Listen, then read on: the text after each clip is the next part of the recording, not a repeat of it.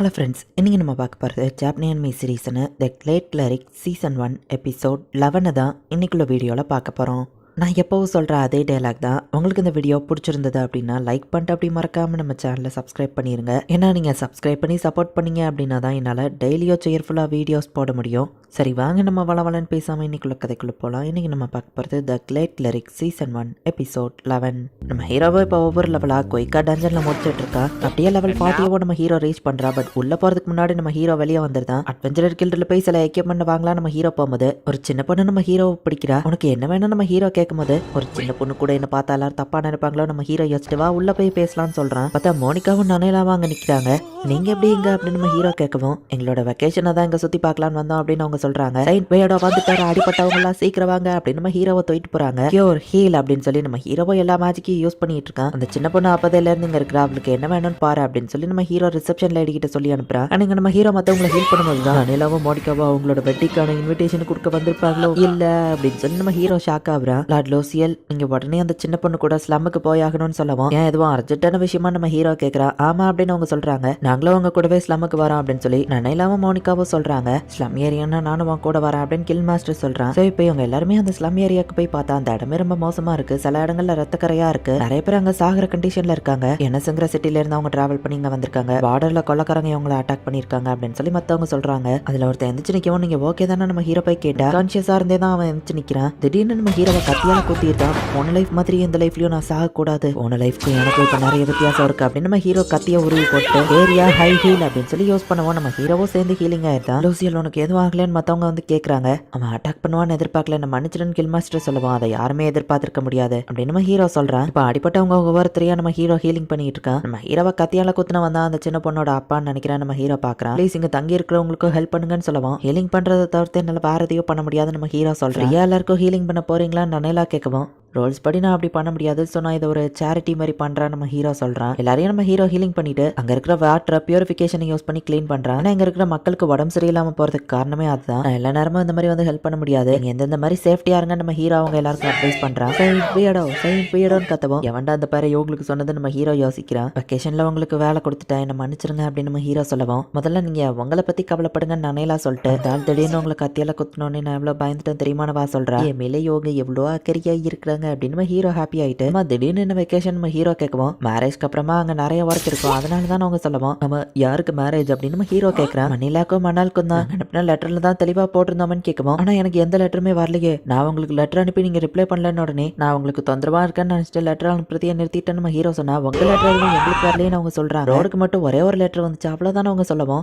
Guilt master போய் நம்ம hero கேட்டா அப்பப்ப நான் பார்ட்டி பண்ணுவேன்னா அந்த லெட்டர் எல்லாம் அனுப்ப மறந்துட்டேன் அப்படின்னு அவர் சொல்றாரு. லார்ட் லோசியல் காலையில இருந்து உங்க கூடயே சுத்திட்டு இருக்காங்களே இதுல யார் உங்க கேர்ள் ஃப்ரெண்ட்னு கேட்கவும் செயின்ட் பியடோக்கு கேர்ள் ஃப்ரெண்ட் அதுவும் 2 பேரா அப்படின்னு மத்தவங்க பேசுவோம். வச்சிருந்தா என்னடா நம்ம ஹீரோன்னு நினைக்கிறேன். ஆக்சுவலி இப்போ நான் ஒரு ஹீலரா இருக்கேன்னா அதுக்கு காரணமே அவங்க 2 பேரும் தான். நான் நிறைய கஷ்டங்களை ஃபேஸ் பண்ணும்போது அவங்க தான் என் கூட இருந்திருக்காங்க அப்படின்னு நம்ம ஹீரோ சொல்லிட்டு நீங்க இங்க இருக்க போற அந்த 3 நாள் நான் மோஸ்டா அவங்க கூட டைம் ஸ்பெண்ட் பண்ணணும்னு நினைக்கிறேன் நம்ம ஹீரோ சொல்லவும் அப்ப சரி வாங்க லார்ட் லோசியல் அப்படின்னு சொல்லி நம்ம ஹீரோவை மத்தவங்களை ஹீல் பண்ண கூட்டிட்டு போறாங்க. அவன் கொடுத்து வச்சுவேன் அப்படின்னு சொல்லி கில் மாஸ்டர் பார்த்துட்டு இருக்காரு. அவங்க வெக்கேஷன்ல 3 நாளுமே நம்ம ஹீரோக்கு தான் ஹெல்ப் பண்றாங்க. லெட்டர்ஸ் அனுப்ப மறந்ததுக்கு பதிலுக்கு நம்ம ஹீரோக்கு பெரிய பார்ட்டியா கில் மாஸ்டர் வைக்கிறாரு. 3 நாள் அதுக்குள்ள ஓடிடுச்சு, நான் உங்களை ரொம்ப மிஸ் பண்ணுவேன் அப்படின்னு சொல்லி நம்ம ஹீரோ வார்த்தைப்படுறான். அவங்க கூட சேர்ந்து டைம் ஸ்பெண்ட் பண்ணதுல நாங்க ரொம்பவே ஹாப்பி தான் அப்படின்னு அவங்க சொல்றாங்க. இங்க இருக்கிற ஒர்க்கை முடிச்சுட்டு கூடிய சீக்கிரம் நான் திரும்ப வரப்பேன்னு சொல்லவும் உங்களுக்காக நாங்க காத்துட்டு இருப்போம் அப்படின்னு சொல்லிட்டு அவங்க கிளம்புறாங்க. இப்ப நம்ம ஹீரோ அட்வென்ச்சரஸ் ஸ்கில்ல போய் பார்த்தா நம்மள கத்தியால குத்துன மன்னிப்பு கேட்கறான். பரவாயில்ல எனக்கு தான் எதுவும் ஆகல நம்ம ஹீரோ சொல்லவும் நீங்க எவ்வளவு பெரிய ஆளு, எத்தனையோ பேரை காப்பாத்திருக்கீங்க, ஈவன் நான் என் உயிரை கொடுத்து உங்களை ப்ரொடெக்ட் பண்ணாலும் நான் கத்தியால குத்துனதுக்கு அது ஈடாகாது அப்படின்னு நம்ம சொல்லவும் நான் கஷ்டப்பட்டு காப்பாத்தின உங்க உயிரை வேஸ்ட் பண்ணாதீங்க நம்ம ஹீரோ சொல்லுவோம். அதுவோ கரெக்ட் தாங்க. ஆக்சுவலி இந்த கண்ட்ரிக்கு நாங்க வந்ததுக்கு காரணமே எங்களுக்கு ஒரு ஹீலர் ஸ்கில் தேவைப்படுது, உங்க ஹெல்ப் மூலயமா வந்து அதுக்கு ஒத்துக்கிட்டாங்க, ரொம்ப தேங்க்ஸ் அப்படின்னு சொல்லி அவன் சொல்றான். அந்த சின்ன பொண்ணு இப்ப வாரா ஷீலா அப்படி பண்ணாத அவளுக்காக நான் அனுப்பி கேட்கிறேன்னு சொல்லவோ பரவாயில்ல நம்ம ஹீரோ பாக்குறான். அவளுக்கு ஒரு ஆக்சிடென்ட் ஆகி த்ரோட்ல அடிபட்டு அவளால பேச முடியாதுன்னு சொல்லவும் அவங்க அப்பா மட்டும் இல்ல எல்லாரையும் காப்பாத்தின ஹீரோ நீ தான் அப்படின்னு நம்ம ஹீரோ வந்துட்டு ஏதோ ஒரு ஹீலிங் ஸ்பெல்ல போடுறான். என்ன பண்றீங்கன்னு கேட்கவும் சின்னதா ஒரு பிளஸிங் பண்ண நம்ம ஹீரோ சொல்றான். எக்ஸ்ட்ரா ஹில் அது ஒர்க் ஆச்சுன்னா அந்த பொண்ணால பேச முடியும் அப்படின்னு நம்ம ஹீரோ நினைக்கிறான். நீ 40th ஃப்ளோர் ரிலீஸ் பண்ணிட்ட போல லோமினா கேட்கவும் எதிரே எப்படி இருப்பான்னு தெரியல, சோ நான் தயாரா இல்ல நம்ம ஹீரோ சொல்றான். ஹெட் குவார்டர்ஸ்ல ஜாயின் பண்ணியா 1 வருஷம் ஆயிடுச்சு. நீ எந்த லெவலுக்கு இம்ப்ரூவ் ஆயிருக்கன்னு பாப்பமா. 40th ஃப்ளோர்ல போய் ஃபைட் பண்றதுக்கு முன்னாடி ஏன் கூட ஃபைட் பண்ண அப்படின்னு லூமினா சொல்றா. இது ஒரு நல்ல ட்ரைனிங்கா இருக்கும். நம்ம ஹீரோவும் ஃபைட் பண்றான். திடீர்னு அவன் எதிர்பார்க்காத விதமா ஒரு சின்ன டேகரை கொண்டு வந்து அப்படியே தூக்கி எறிறான். போச்சு, லூமினா செம டென்ஷன் ஆயிட்டான்னு நினைக்கிறேன். என்ன கொல்ல போறா நம்ம ஹீரோ நினைச்சா. நான் அதை கொஞ்சம் கூட எதிர்பார்க்கல. நல்ல மூவ் தான். இப்ப நீ வந்து என்ன அட்டாக் பண்ணு வா சொல்றா. நம்ம ஹீரோ வழக்கம் போல அடி வாங்கி கீழே விழுறான். பரவாயில்ல, நிறையவே நீ இம்ப்ரூவ் ஆயிட்டான்னு வா சொல்றா.